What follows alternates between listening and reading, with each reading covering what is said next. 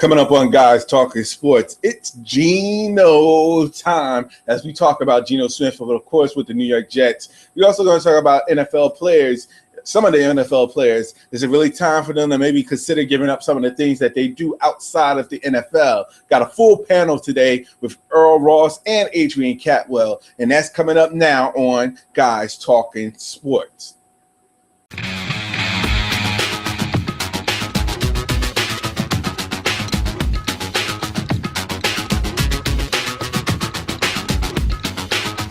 Again. Can y'all hear me now? Good. This is just one of those days where the technical difficulties it's just hitting me right now. But for everybody else, this is Guys Talking Sports. I'm your host, Al Qualls. Welcome. That's all I can say right now. Welcome. My troubleshooting problems, my problems with my internet and my laptop continued from last week. But for everybody, thank you for checking us out again for another episode of Guys Talking Sports. I am Al Qualls. With me, I got both of my guest hosts with me today, so you know it's going to be wild. I got Earl Ross and Adrian Catwell. So what's going on, fellas, man? How y'all doing? I'm good. No vino today, just water, so I'm good. I'm sipping the cranberry with no vodka, so it should be a clairvoyant type of conversation. Indeed. Yeah, definitely, indeed.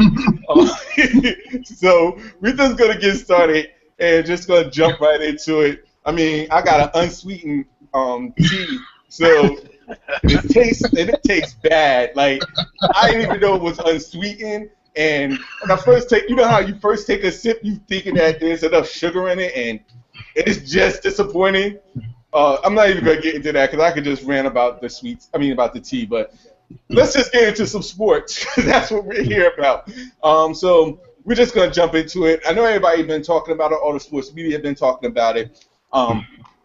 Since I live up here in New York, that's all I've been hearing. So we're just going to talk about it as well. And we're going to talk about the New York Jets, even though I know they're playing right now in the preseason game. But the New York Jets, of course, with this whole Geno Smith thing, fellas, I'm just gonna let you just take control of this while I just sit back. Well, I guess because I'm the farthest away down in the DMV, Washington D.C. area. Let's just say that on the sports radio stations in these necks of the woods, Geno is very much the topic of conversation. From clowning to you name it, they cracked on him some awful. His jaw. I've seen the pictures on the internet. I've seen a whole bunch of stuff. We all know, and I don't shy about being a West Virginia homer. We all know that Geno is the WVU quarterback. He had great success with Geno. Geno going into the NFL has been having some difficulties, to say the least. It's kind of disappointing, though, because from all that you've heard, that he was having a pretty good preseason, or at least camp, and that doesn't mean nothing until you get to see some live action. But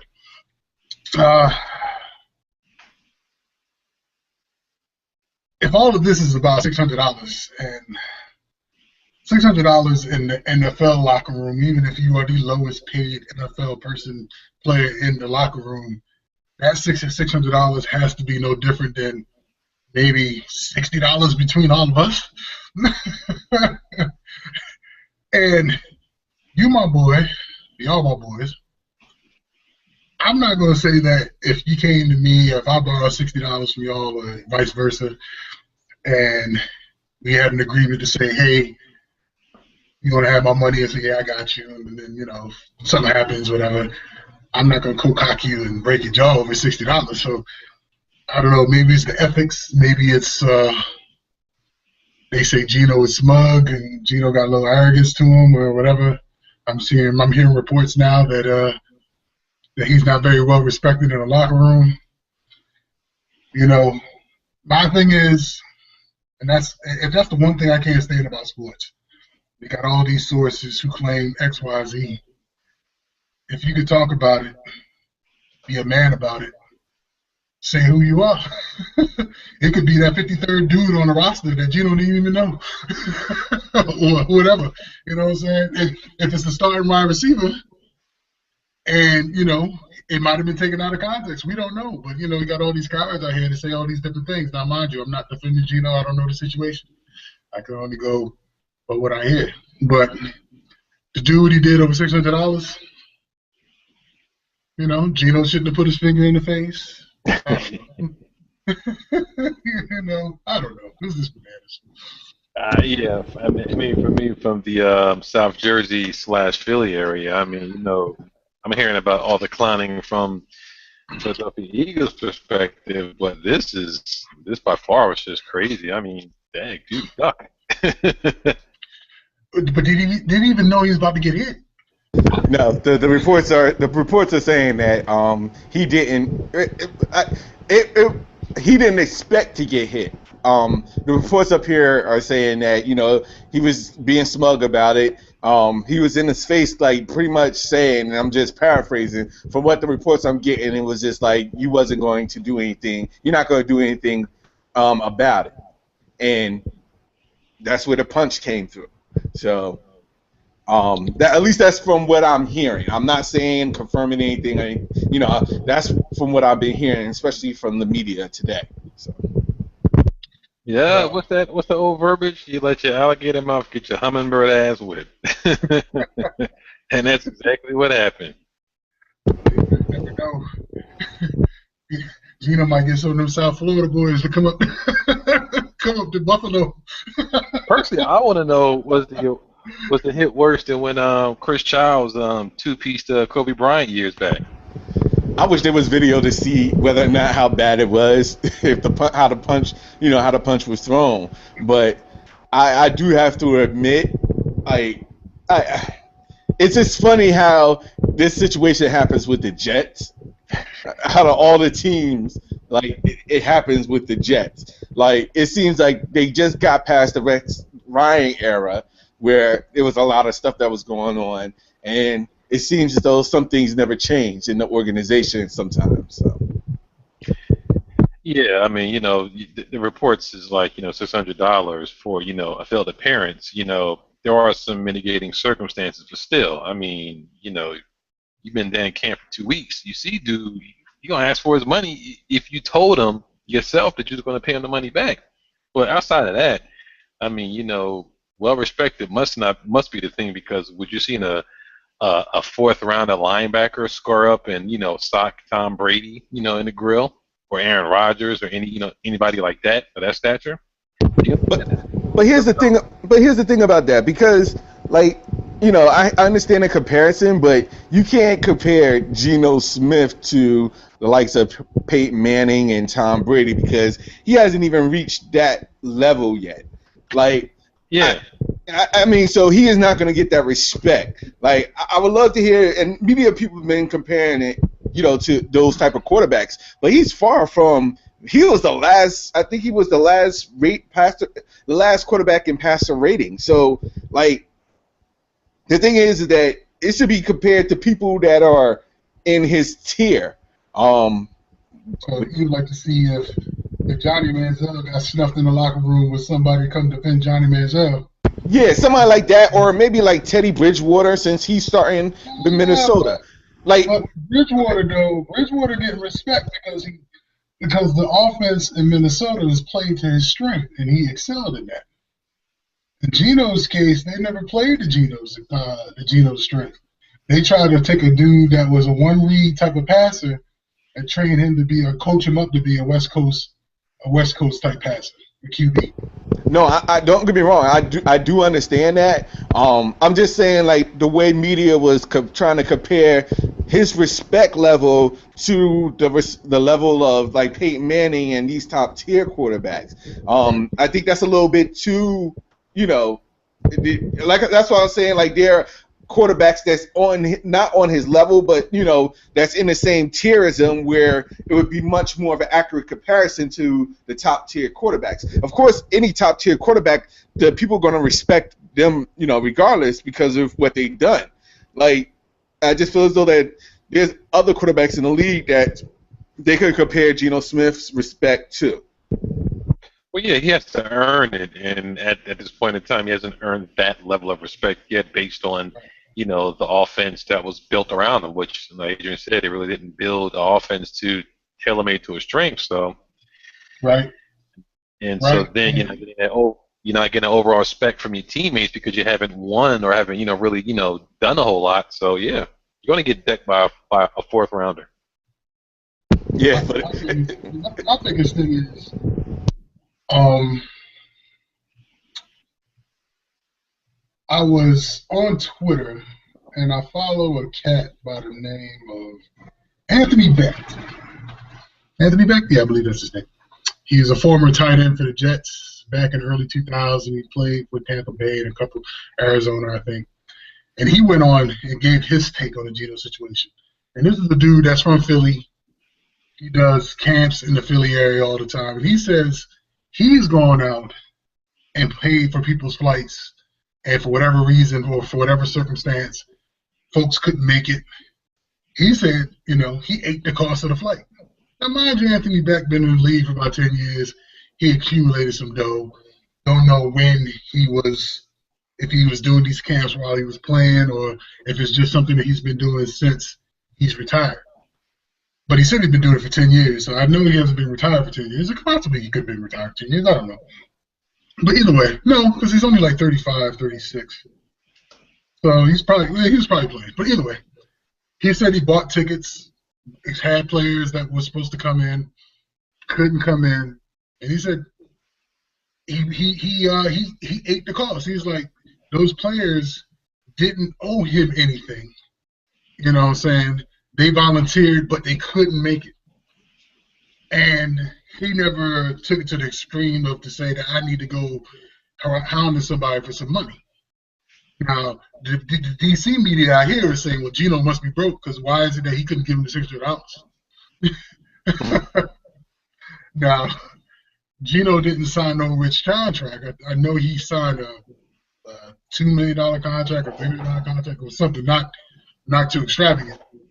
But I'm sure he had his $600. Now, the question is why he didn't pay him? I don't know. Sound like you tried to punk him. That's what it sounded like. Geno? It's possible. But from my understanding, Geno went to his camp last year.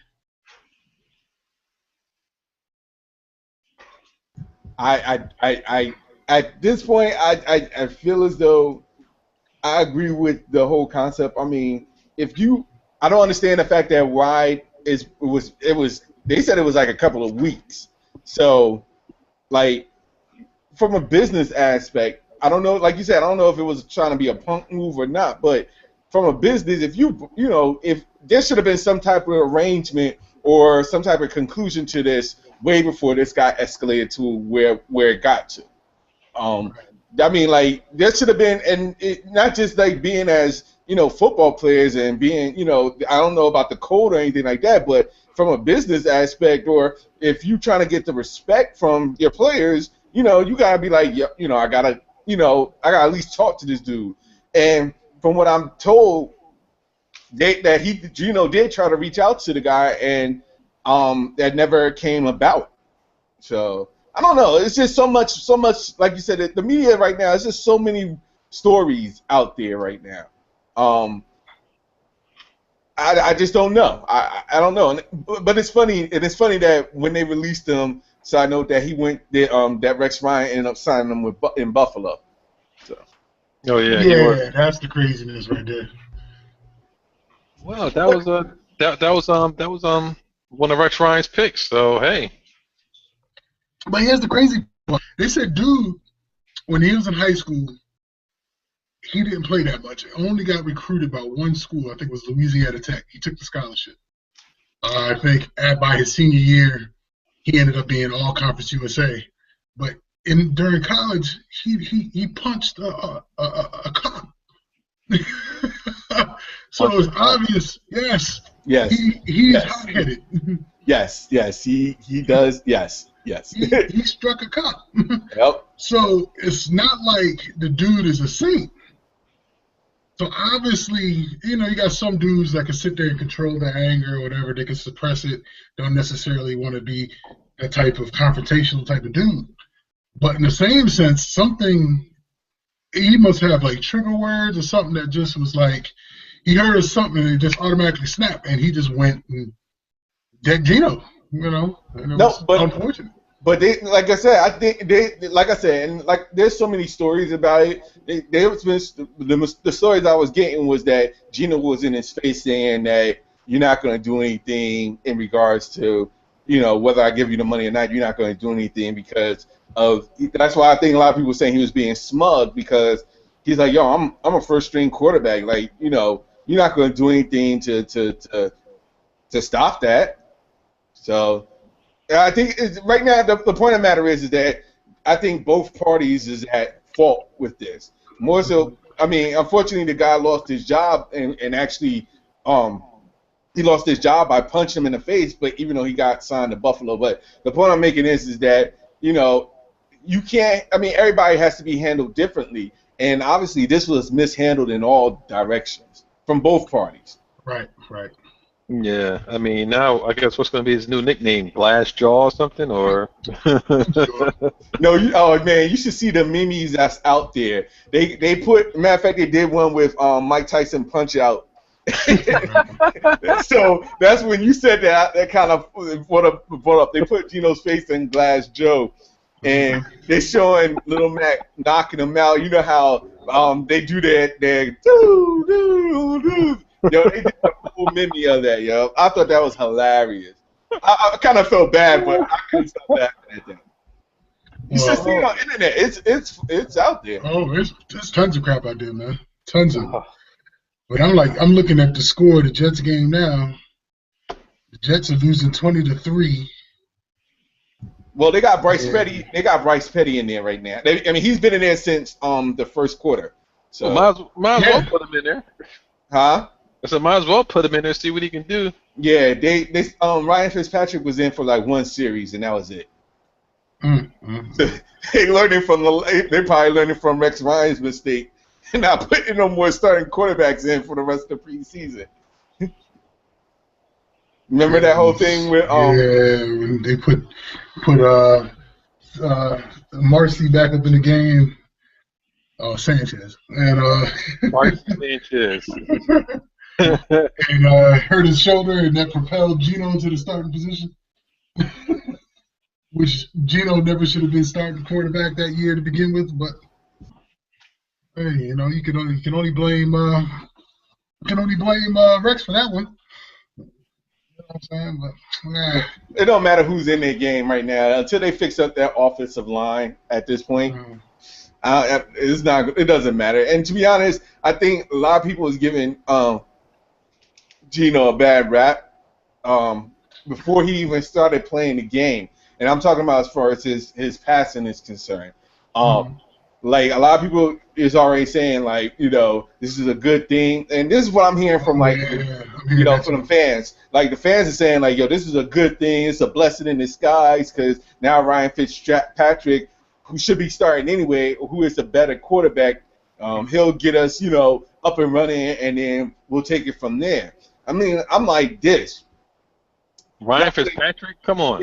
And no, this is why I said that. I said this because I've been on Google Plus about this. I've been on Twitter responding about this. I'm like, look, this is what it boils down to. All these people that saying that, you know, this is great because Ryan Fitzpatrick, you know, is a better quarterback than Geno Smith. This is my disclaimer to y'all. If Ryan Fitzpatrick is a better quarterback than Geno Smith, why was Geno Smith the first string quarterback? If Ryan Fitzpatrick was better than Geno Smith,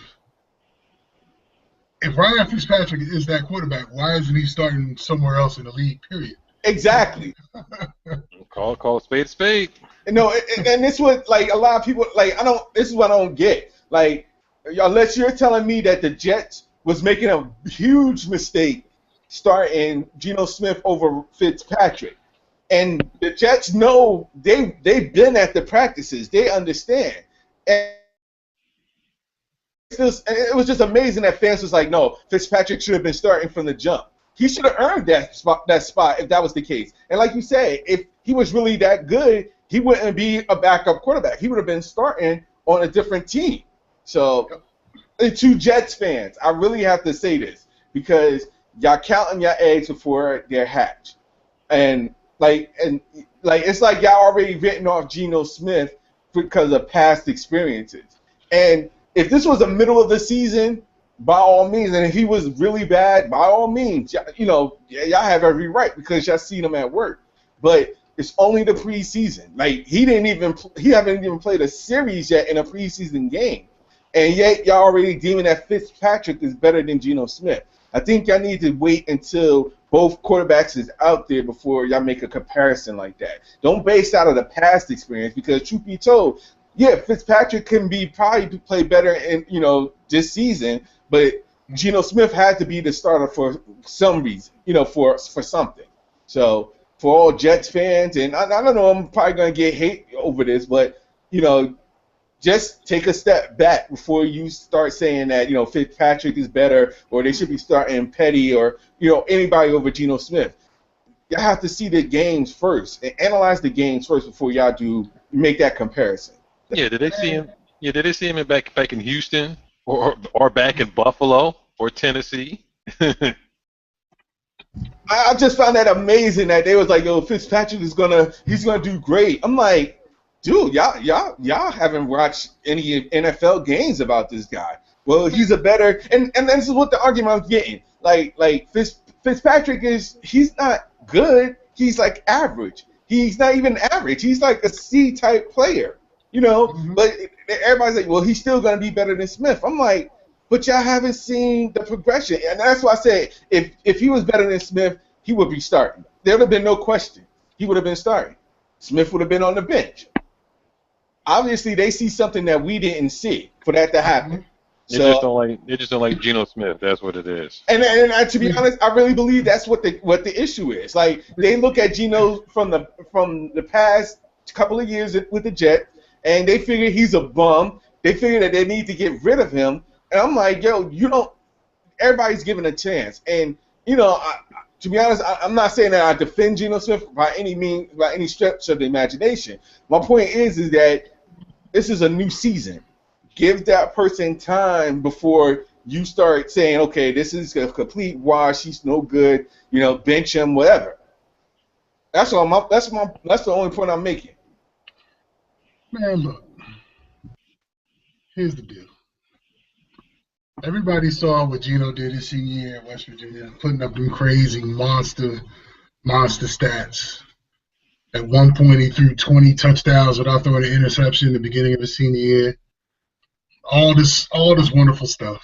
You know what I mean? The Jets was begging to get Geno. Now, I'm no rocket scientist. Hell, I'm not even a high school football caliber coach. I could barely run plays on Madden well enough to win. But my point is, you saw the offense that he came from at West Virginia. If you watched any games, if you saw the type of offense they played, it was in the shotgun. It was a quick read, quick passing, boom, boom, boom. And eventually, if he had some time and the offensive line proved to be successful and held up the defense from rushing him, and he had time, he would throw it deep. But the offense was always quick hit, boom, boom, boom. Rex brings him in with whoever the offense coordinator was at the time, and just automatically think, oh, yeah, we can convert this dude to a West Coast system type quarterback. Man, it takes some of the great quarterbacks time to learn that.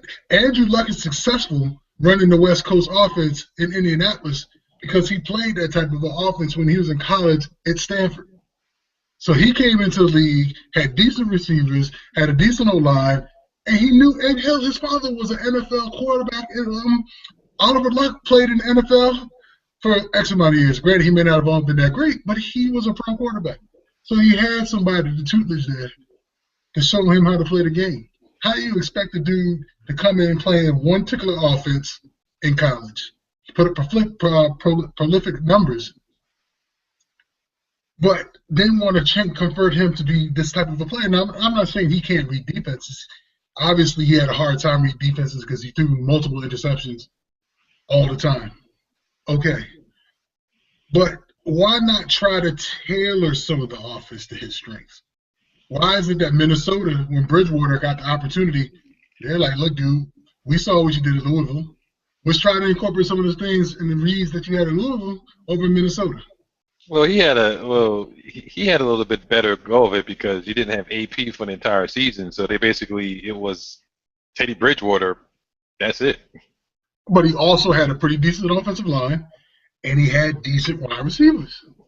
Granted, Geno never had. Yeah. But who did Geno have as offensive line?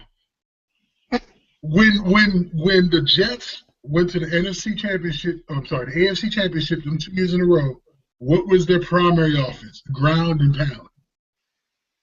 Nobody wants to admit it, but Mark was sort of like a game manager.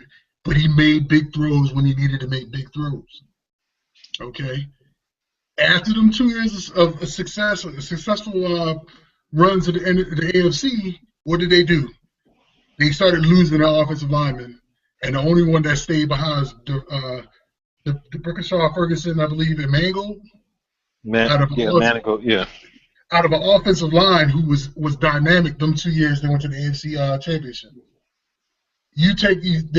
They kept their center and I believe they're starting left tackle. Ever since after that line has been garbage. They had please correct me if I'm wrong. Was Curtis Martin still the running back then? No, I'm sure he wasn't. No, they had a decent. They had a decent running back when they went. I forget who the running back was at the time, but they had an above-average running back who was handling the load. They had Braylon Edwards and Santonio Holmes. Braylon Edwards wasn't the best receiver in the world, but they had some capable receivers. Geno comes there, the offensive line is depleted, and who was the best receiver that they had at the time? Jeremy Curley? Well, now you know why the GM of the Jets got canned. It's the same way with Rex Ryan. All of them left. So you set the dude up to fail. And then his rookie season, he showed brilliance of a success because he led the team to some comeback victories. He was doing all right.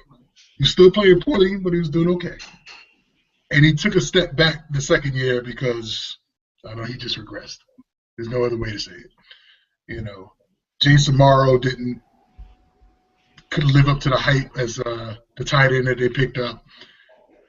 I still don't know who the wide receivers were beside Curley. Well, I get it, man. I mean, he was behind the eight ball a little bit, but I guess we're going to see. The question is, what kind of respect he's going to have when he comes back to the team?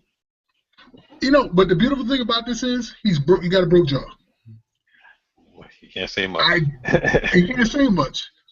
But if he really wanted to play, he could. Because Anquan Bolden, I think, got his jaw broken when he got hit. And he still played like 2 weeks after he had the surgery. Now, mind you, wide receiver versus franchise quarterback. Okay, apples and oranges. But right now, do the Jets even look at Geno as a franchise quarterback? No, and even if he was hurt, he ain't going out there. You got to call play signals and audibles. You ain't doing that with a cracked jaw. Unless they put a mic in somebody else's helmet and have them call the plays. That is true. I didn't look at it that way, but at least he still can pass. He can still practice. He can still throw routes. He can still do whatever he wants. Now, mind you, if his teammates don't respect him, hey. But see, that's really the problem. Really, I mean, that's really what the problem is.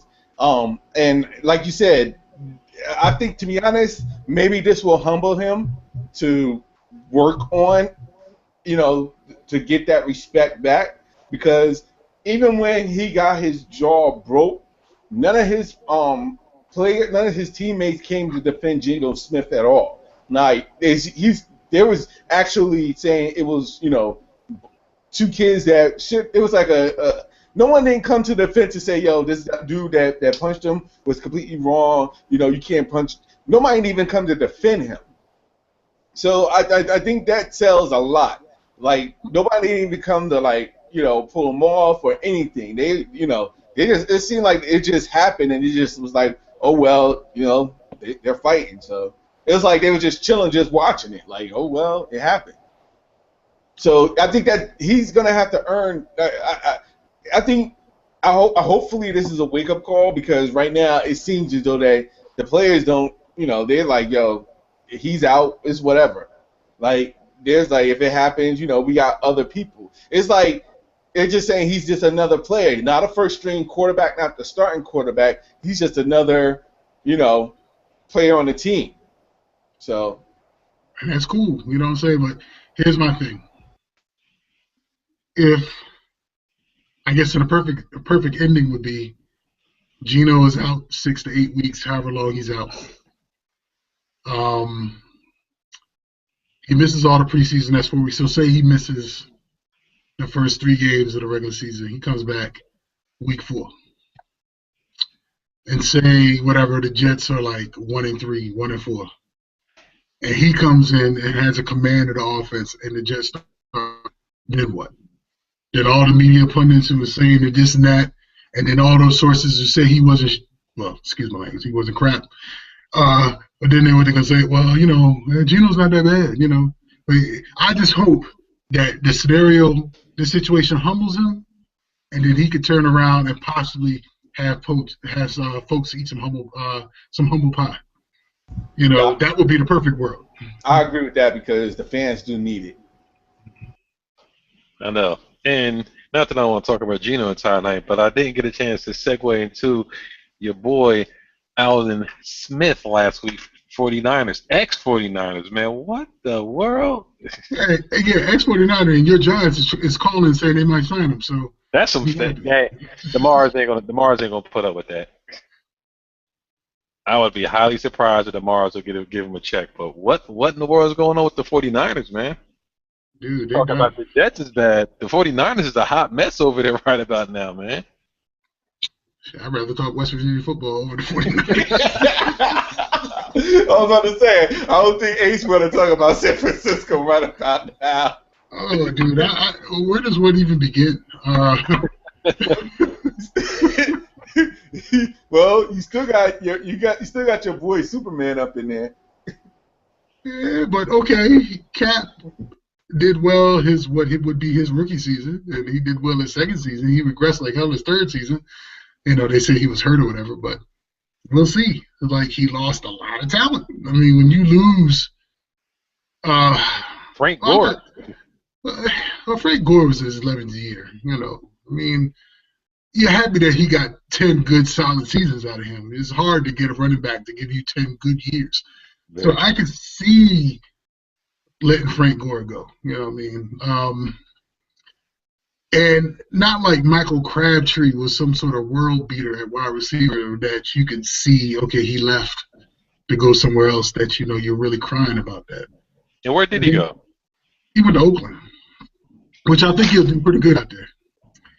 And then, of course, you pick up Torrey Smith. So, I mean, you have 2 ex-Ravens. You got Anquan Bolden and you got Torrey Smith. And I forget who they got in the slot. But granted, the wide receivers aren't bad. But then when you take a look at the offensive line, when your whole right side of your offensive line is going, Ayupati going to Arizona, and old boy from Rutgers just ends and retires. Oh, Davis, yeah. Yeah. So your whole right side, and those guys only been in the league 3 years. They 3 or 4 years. Those are the first 2 picks Harbaugh made when he came on as the 49ers coach in the first round. He picked up Ayupati, and then he picked up Davis with his first 2 first-round picks. Solidified the whole right side of the line. Okay, so you talk about what you lost on offense, and then you turn around. How many defensive people did you lose? Starters? Everybody. It seems like. Half the secondary, damn near your entire linebacking core. Your D line. Like I said, you lost everybody. It was like a non-recognizable, and then they forced Harbaugh out. The offensive coordinator is gone. The defensive coordinator is gone. It's a whole brand new staff. Who knows what? Yeah, I will be ecstatic if the 49ers win 6 games. Wow. Are you on the record to say that they're not going to be a 500 team? Not in that division. Think about it. We all know what Seattle's capable of. Yeah.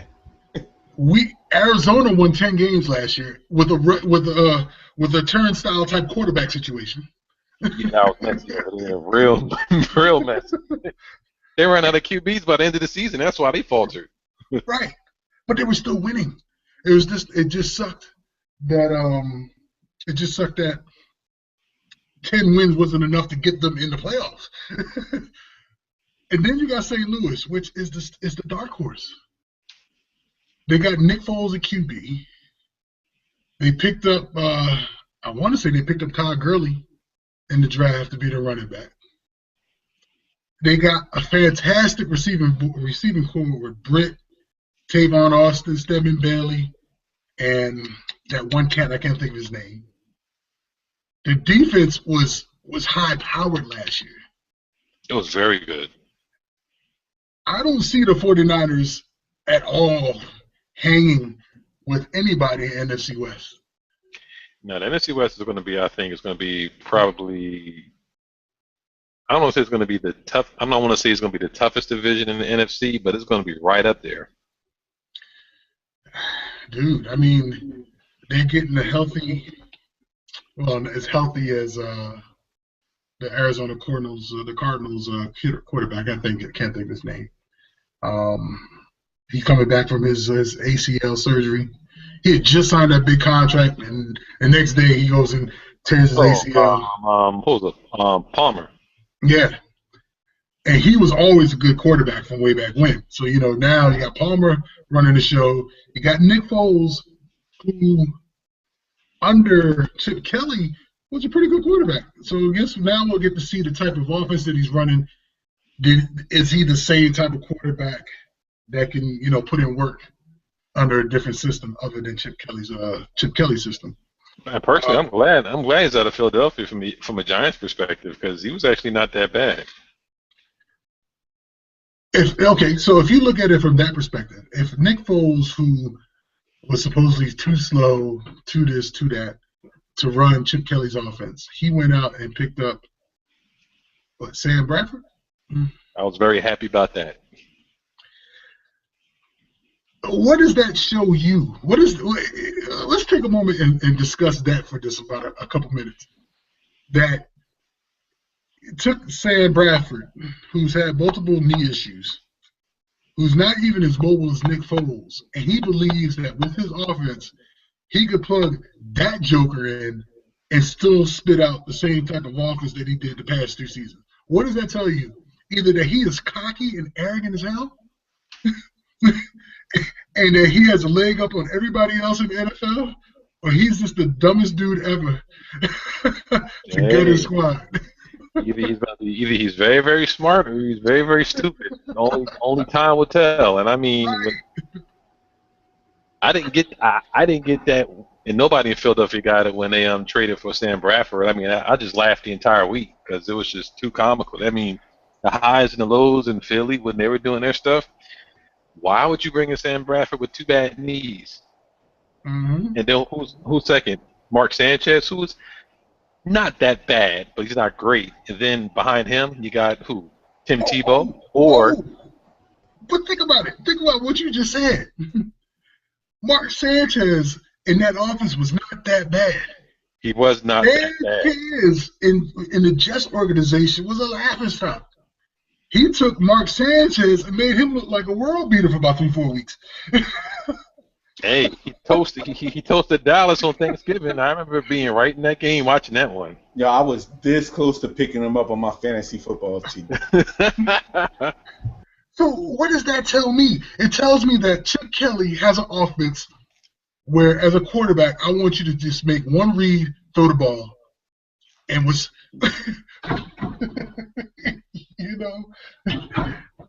It's just that's what that tells me.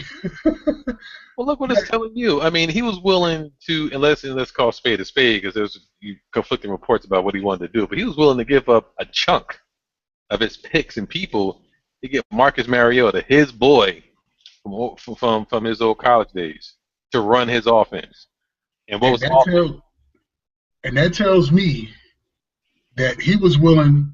I guarantee he probably would have picked up every wide receiver that didn't make it from whatever team that played at Oregon to come on his staff to fill up roster spots and said, look, all I want you to do is catch the rock. We're going to imitate what we did at Oregon, and we're going to blow the socks off of everybody up in this league. I think that's the mentality that he has. And everybody's saying that, everybody, the NFL defenses are going to catch up to his style of offense. I'm sorry. I have not seen one team yet slow down Chip Kelly's offense where he's averaging 30-something points a game. I have to admit, when he did get to when he got to the Eagles, you could see the offense soar. Like you saw them putting up points and a bunch of points, and I do give him that. Offensive minded, he is. He's definitely there. But like you said, it'll be interesting to see with the new pieces he has now, whether he can maintain it. Because if he can't maintain it, and I know Earl could tell you straight out, like the fans there ain't gonna have it. No, I mean they're taking a very wait and see approach. I mean, they were mad about Nick Foles, mad about the receivers going. They're very happy about DeMarco Murray, which I'm curious to see how they're going to incorporate him into the offense, because Marco was not running behind that same offensive line he had at Dallas. He's got the Eagles, and the offensive line is not that great.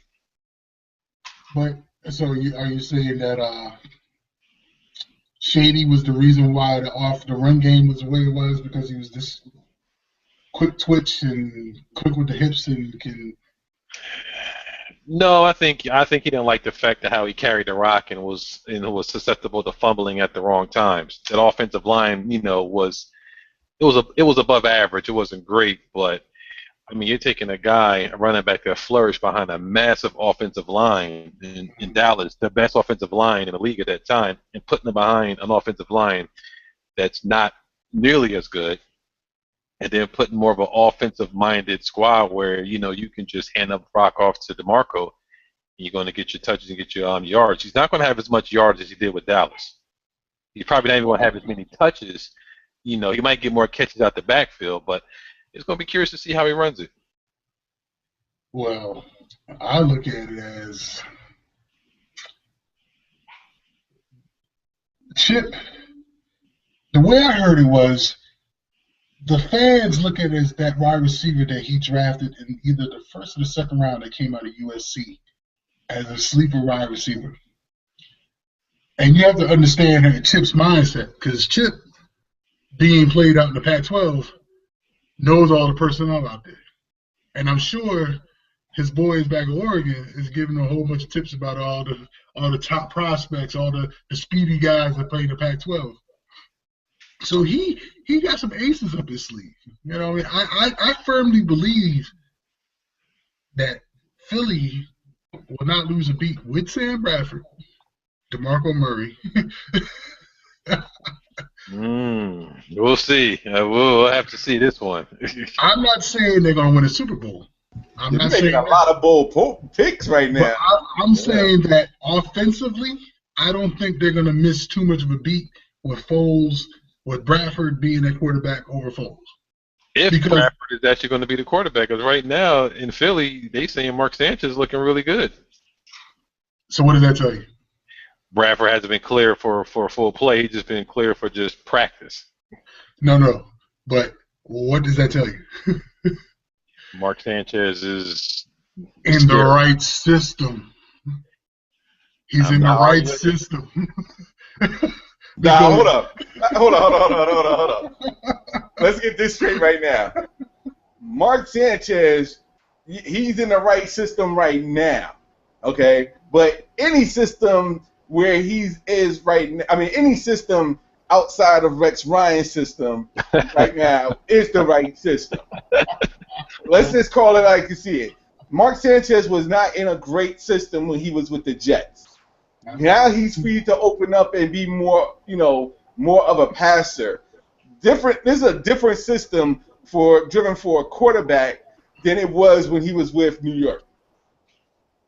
It was funny. It was funny. They're talking about up in Buffalo, they don't got no quarterback. Exactly my point. Exactly my point. What was the phrase to use? Quarterback purgatory or something like that. I think say EJ Manuel and Matt Castle are both garbage. And that was from the coach, right? Or the GM?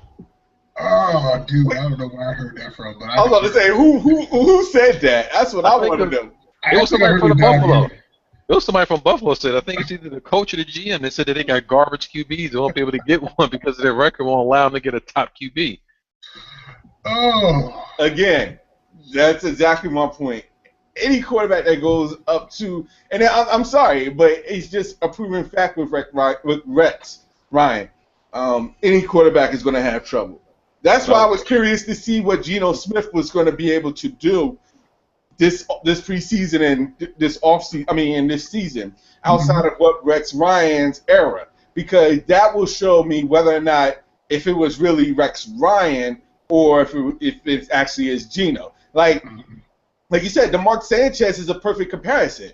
Like everybody was like, "Yo, you need to get rid of him. You need to get rid of him when he was in New York. Yo, he's garbage. He's not a great quarterback. He's not somebody you could start. He shouldn't be starting on any team.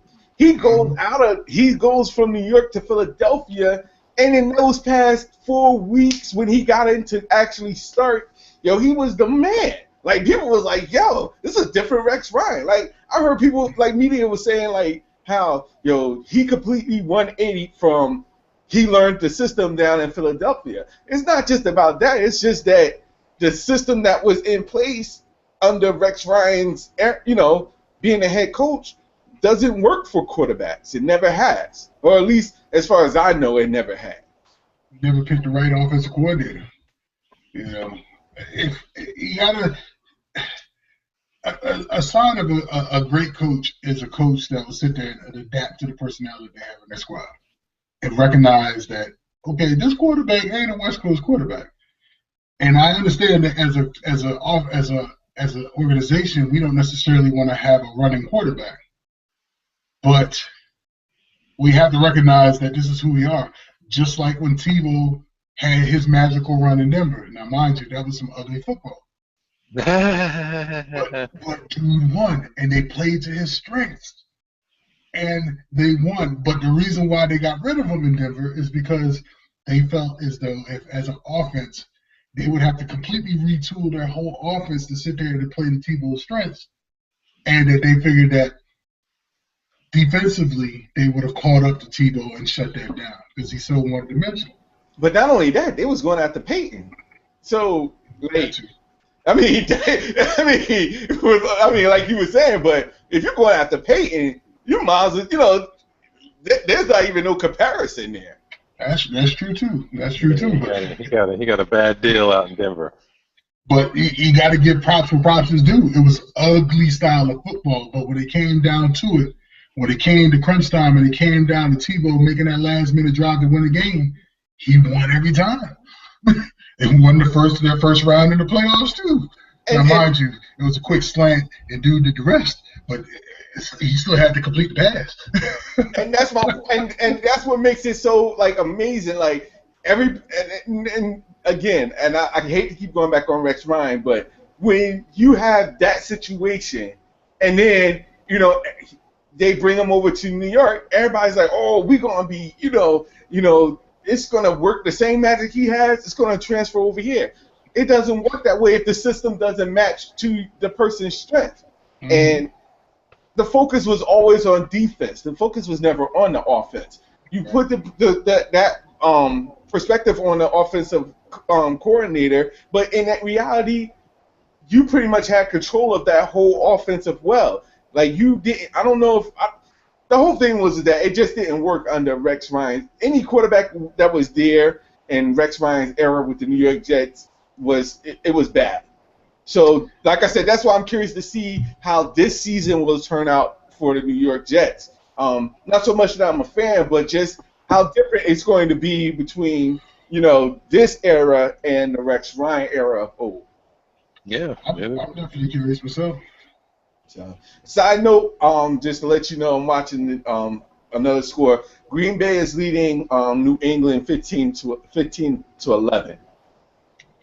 Now, from what I'm the second, I forgot the backup. Well, Green Bay just scored again, but I forgot the backup QB for New England. But he was I think he's Garoppolo, yeah. yeah he's not doing bad. He's like making at least close to 50% of his passes from what I saw from the stats. So preseason first game, yeah. Yeah, I know. But here's the thing. Like, even with a second string quarterback in the mix that pretty much nobody didn't really hear of, like the system, I'm pretty sure that they're playing the system, they're adapting the system towards him. Well, they don't know if Brady is going to be out the 4 games, so they're going to have to prepare as if Garoppolo is going to be the starting QB. Yeah, I mean, they just they keep clicking. Mm-hmm. That's now that's a dude. Now that's a coach. You can say what you want about Belichick, boy, but that fool, man, that's a well-oiled machine up in New England, man. He just somebody go down, like, all right, that's cool, we got this. Next man up, man. Right, Next man up. Exactly, it's bananas. Yeah. They don't die. They do not die. They only when they play the New York Giants in the Super Bowl, and then outside of that, they don't die. I saw that. Had to throw that in there. I was gonna say, way to throw that in there. Way to throw that in there. Shameless plug. Yeah, shameless, very shameless. But real quick, that whole Brady situation, that's going to take some time, and he's going to defend it to the end. So, the courts is going to handle it one way or another. So I think they're going to reduce it to 2 games, and then I'm going to go sit in the corner somewhere.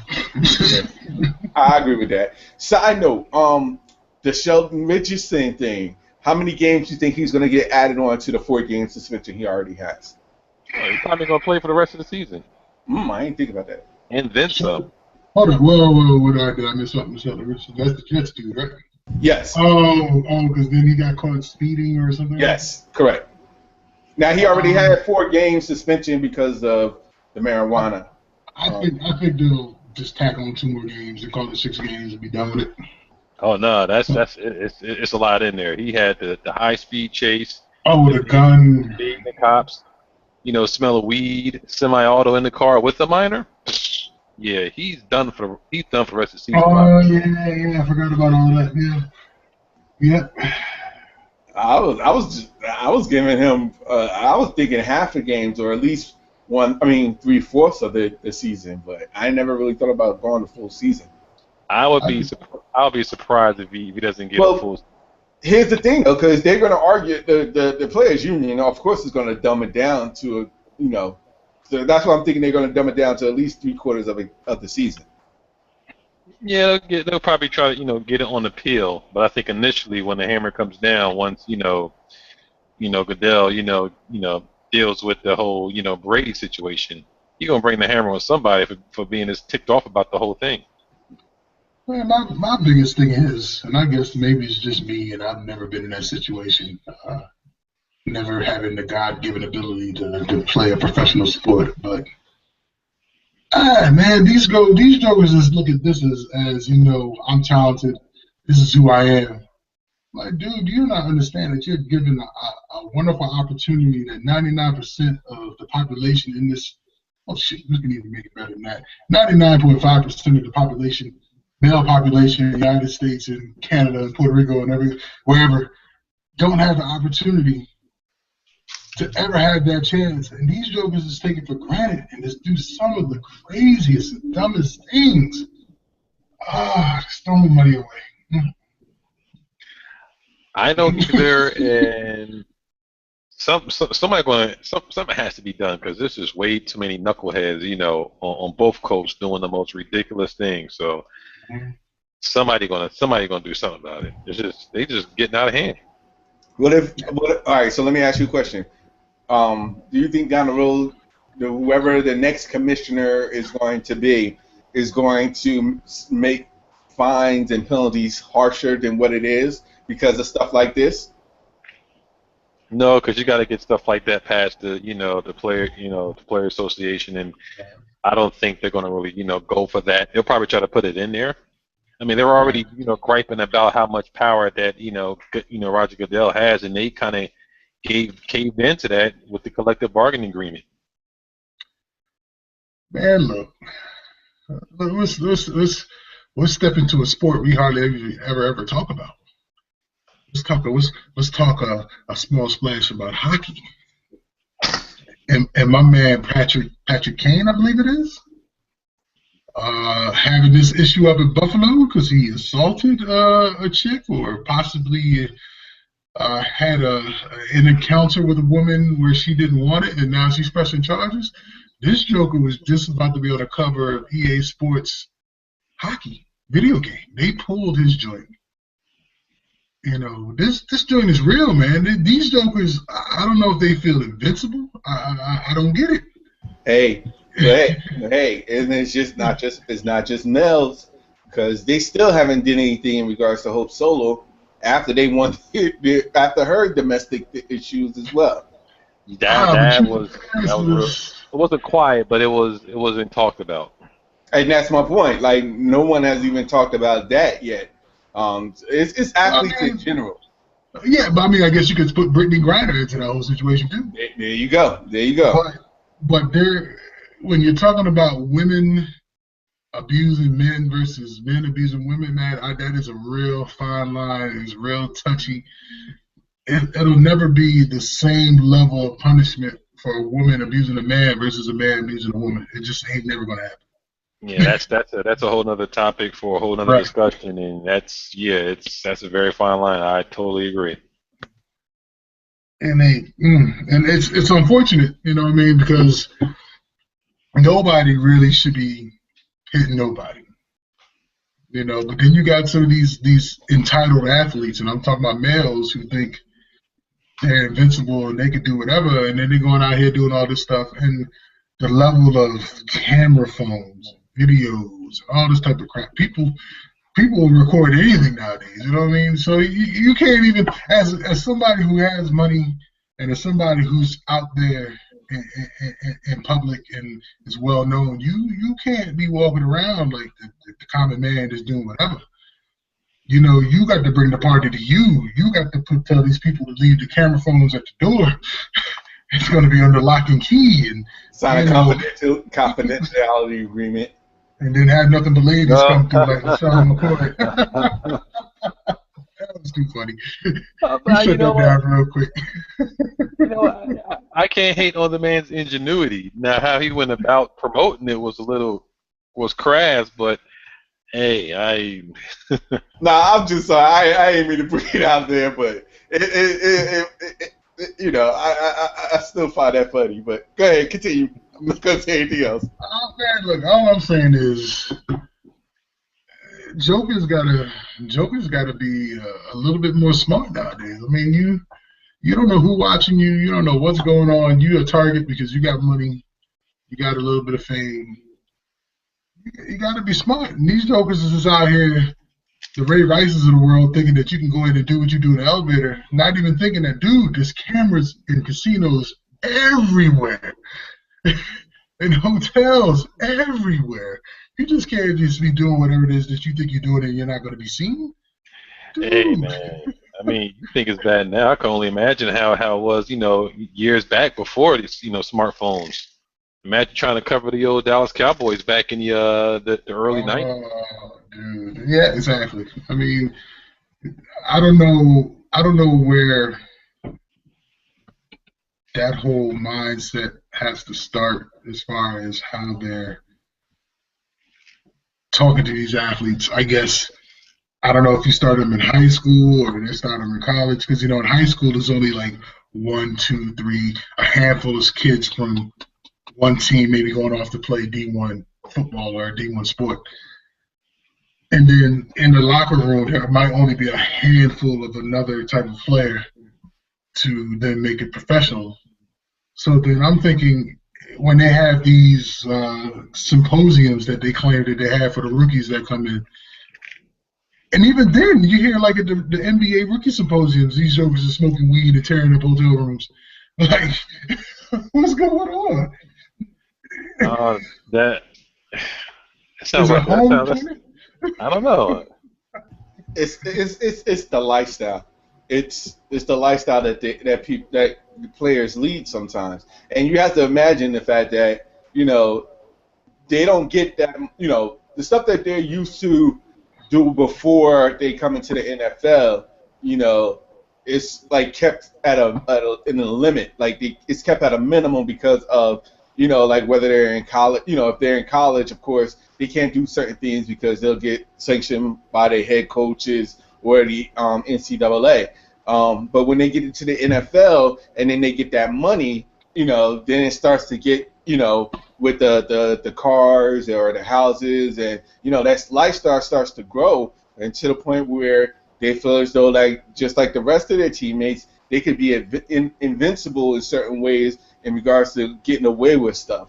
It may start with let's say for example, like they run a red light and then they'll probably get away with a warning when they would usually get a ticket.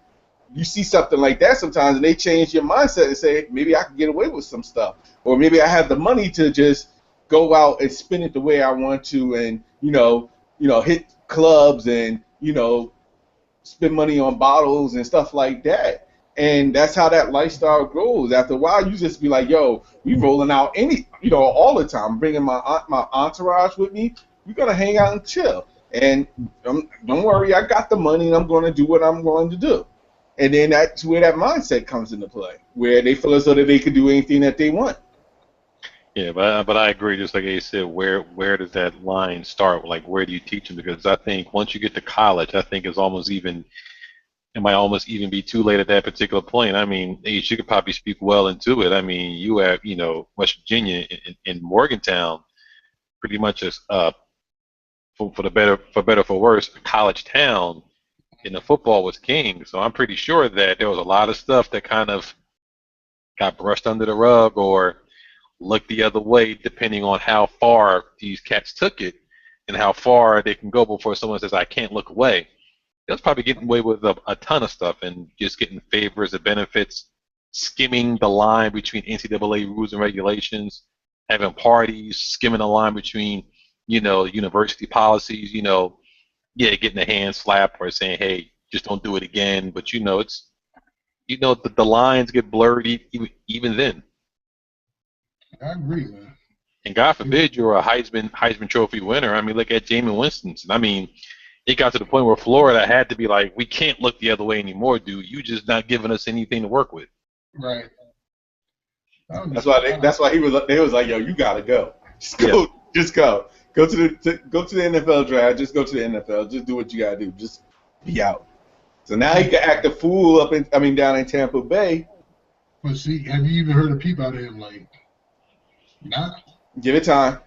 You're not about to say not yet. Give it time. Not Give it yet. time.